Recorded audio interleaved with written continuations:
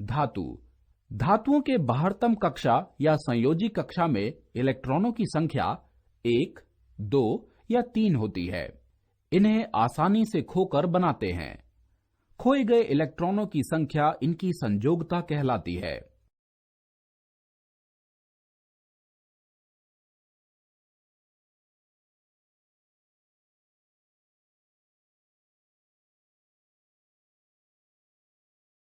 Generally, metals have 1, 2, or 3 electrons in their valence shell, so they represent corresponding valences. Alkali metals show 1 valency and alkaline earth metals show 2 valency. धातुओं के भौतिक गुण धात्विक चमक को समझने के लिए एक क्रियाकलाप करते हैं। कुछ धातुओं जैसे तांबे, लोहे, मैग्नीशियम तथा एल्यूमीनियम के छड़ों को एकत्रित कीजिए। सैंड पेपर से रगड़कर सभी छड़ों को साफ कीजिए। आपने देखा कि छड़ें पहले देखने से सुस्त थी, जबकि रगड़ने पर इनमें चमक आ गई। अतः हम कह सकते हैं कि धातुओं को रगड़कर या पॉलिश कर चमकीला बनाया जा सकता है। यह गुण धात्विक चमक से जाना जाता है।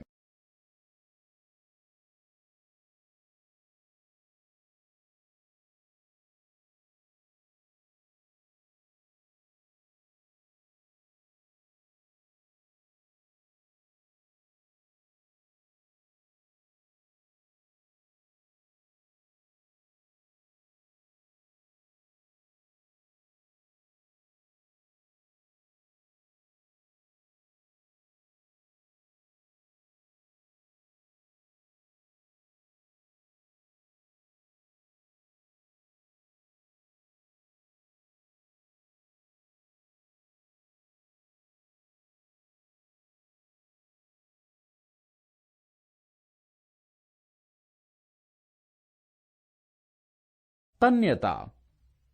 कॉपर, आयरन, जिंक तथा सोने के टुकड़े लीजिए। इन्हें हथौड़े से मारिए। इनका आकार बदल जाता है। यह गुण तन्यता कहलाता है।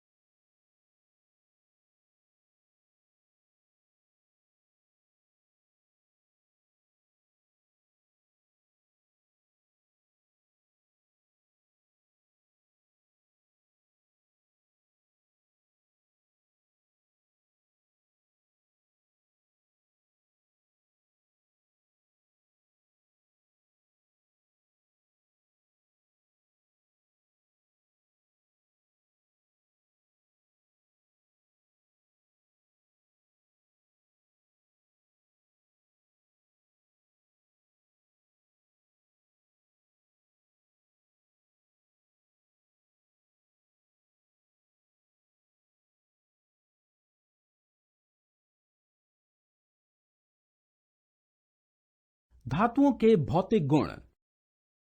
एल्यूमीनियम या तांबे की छड़ लीजिए। छड़ के एक छोर को क्लैंप के सहारे कस दीजिए। छड़ के दूसरे छोर के समीप मोम की सहायता से एक पिन को चिपका दीजिए। अब क्लैंप के समीप बर्नर से छड़ को गर्म कीजिए। कुछ देर पश्चात मोम के पिघलने से पिन नीचे गिर जाएगा।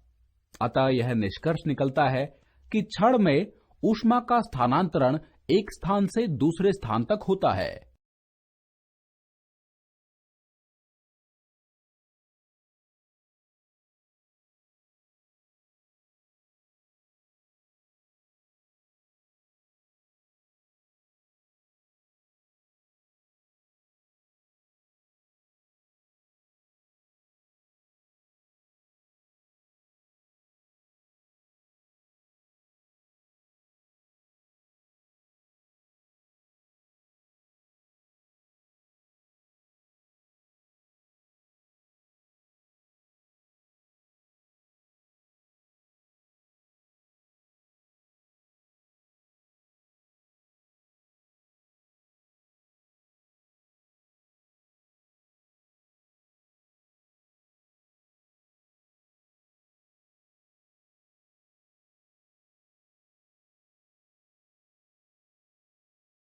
विद्युत चालकता को एक क्रियाकलाप द्वारा समझा। रासायनिक गुण। धातुओं तथा ऑक्सीजन की प्रतिक्रिया। मैग्नीशियम का एक टुकड़ा लीजिए, इसे सैंड पेपर से साफ कर लीजिए, इसे बर्नर में जलाइए तथा इसके राख को एक पात्र में एकत्रित कर लीजिए। अब इसे पानी में घोलिए तथा इसके एक एक बूंद को लाल तथा नीले लिटमस पत्र पर रखकर जांच कीजिए कि ये राख यानी मैग्नीशियम ऑक्साइड अम्लीय है अथवा क्षारीय। आप देखेंगे कि लाल लिटमस पत्र नीला हो गया है, अर्थात मैग्नीशियम ऑक्साइड में क्षारीय गुण हैं।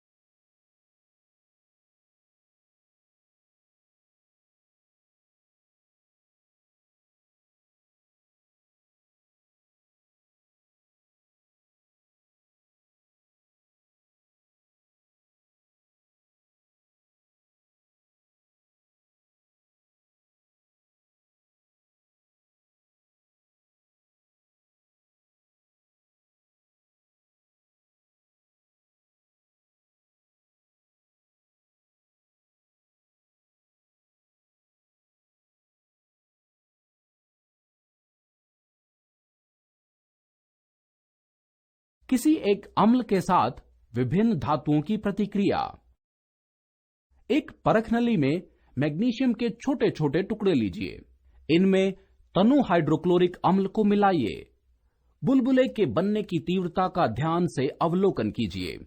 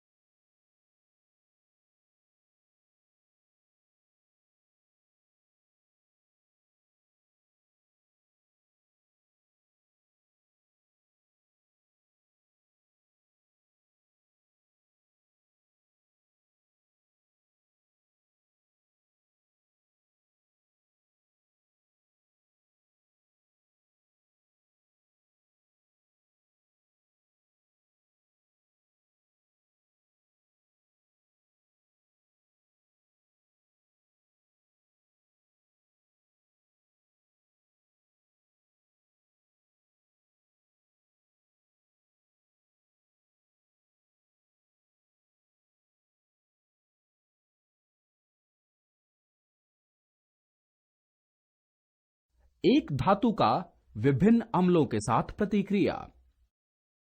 परख नली में जिंक धातु के छोटे छोटे टुकड़े लीजिए। इसमें HCl अम्ल को मिलाइए तथा बुलबुले बनने की तीव्रता का अवलोकन कीजिए।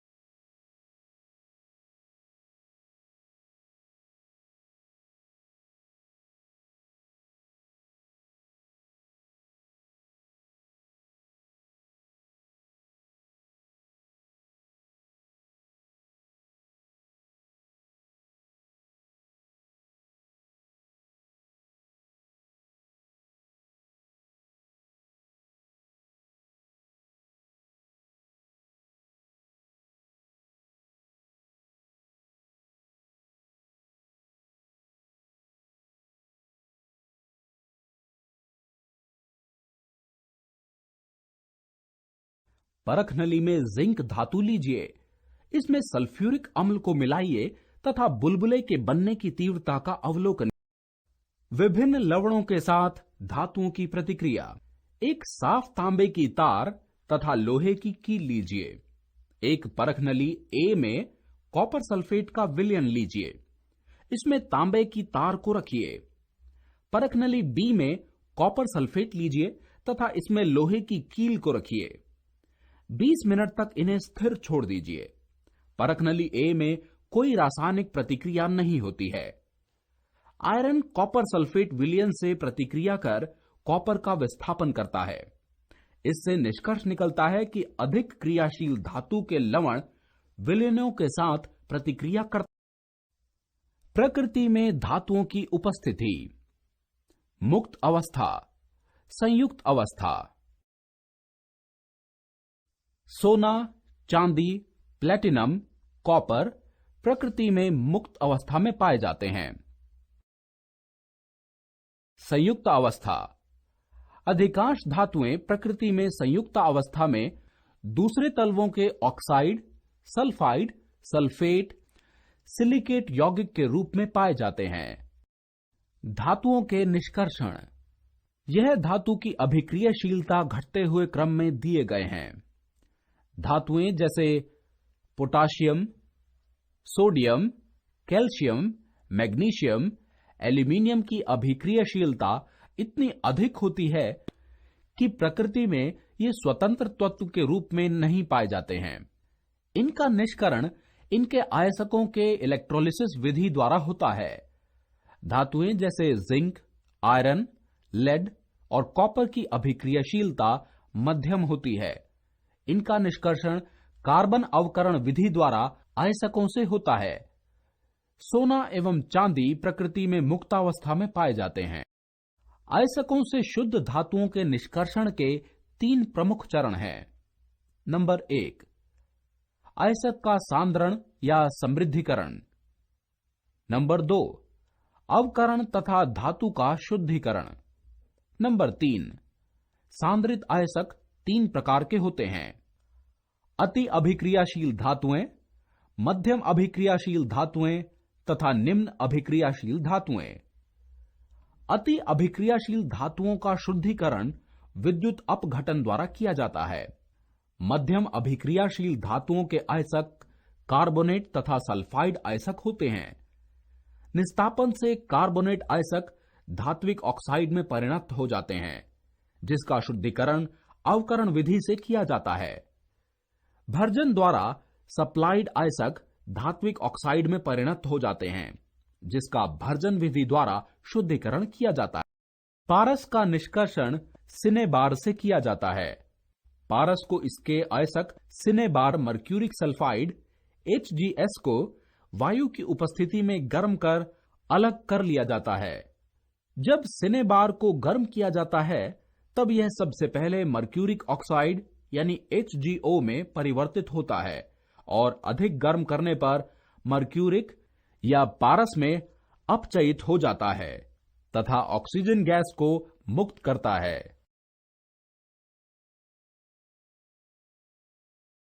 धातुओं का निष्कर्षण। कैलामाइन अयस्कों का निस्तापन करने पर कार्बोनेट अयस्क का परिवर्तन धात्विक ऑक्साइड में होता है, जैसा यहां दर्शाया गया है। जब जिंक के सल्फाइड अयस्क को ऑक्सीजन की उपस्थिति में गर्म किया जाता है, तब यह जिंक ऑक्साइड में परिणत हो जाता है। इस प्रक्रिया को भर्जन कहा जाता है। सक्रियता श्रेणी के मध्य में स्थित धातुओं का निष्करण। 18 सक्रियता श्रेणी की उच्च स्थिति में उपस्थित धातुओं के निष्करण के लिए विद्युत अपघटन की अपचयन का उपयोग किया जाता है। इस विधि में धातु कैथोड पर तथा क्लोरीन एनोड पर मुक्त होते हैं, जैसा कि एनिमेशन में दर्शाया गया है। अतः धातुएं जैसे सोडियम, कैल्शियम तथा मैग्नीशियम का निष्कर्षण उनके फ्यूज्ड क्लोराइडों के अपचयन से प्राप्त होता है। यहां एल्यूमिनिया से एल्यूमिनियम के निष्कर्षण की विधि को दर्शाया गया है। यहां आप देख सकते हैं कि सेल में कैथोड कार्बन सल्फाइड की अंदरूनी परत है तथा एनोड ग्रेफाइट के मोटे छड़ या कार्बन छड़ हैं, जो कॉपर क्लैंप की सहायता से बंधे हैं। जब विद्युत धाराएं प्रवाहित होती हैं, तब रासायनिक प्रतिक्रिया प्रारंभ होती है। एनोड पर O2 आयन ऑक्सीजन अणुओं में परिवर्तित होते हैं। ऑक्सीजन अणु कार्बन अणुओं के साथ प्रतिक्रिया कर कार्बन डाइऑक्साइड गैस बनाते हैं, जो कैथोड पर मुक्त होते हैं। एनोड द्वारा विमुक्त इलेक्ट्रॉनों को Al3 पॉजिटिव आयन ग्रहण कर लेते हैं और एल्यूमिनियम परिवर्तित हो जाते हैं। पिघला हुआ एल्यूमिनियम नीचे बैठ जाता है, जिसे टैप को खोलकर बाहर निकाल लिया जाता है, जैसा कि एनिमेशन में दर्शाया गया। विद्युत अपघटनी शोधन से आप क्या समझते हैं? विद्युत अपघटनी शोधन कॉपर, जिंक, टिन, निकल, चांदी, सोना आदि जैसे अनेक धातुओं का शोधन विद्युत अपघटन द्वारा किया जाता है।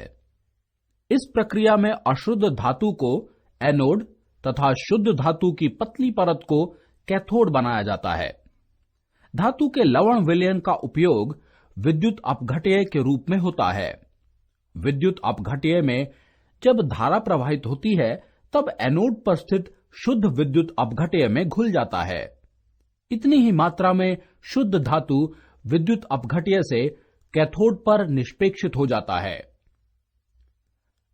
विलयनशील अशुद्धियां विलयन में चली जाती हैं तथा अविलयनशील अशुद्धियां एनोड के नीचे निष्पेक्षित हो जाती हैं, जिसे एनोड अवपंक कहते हैं।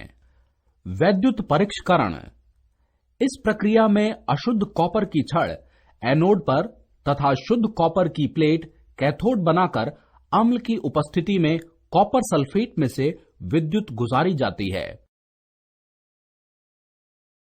अधातुओं के संयोजी कक्ष में इलेक्ट्रॉनों की संख्या 8 से कम होती है।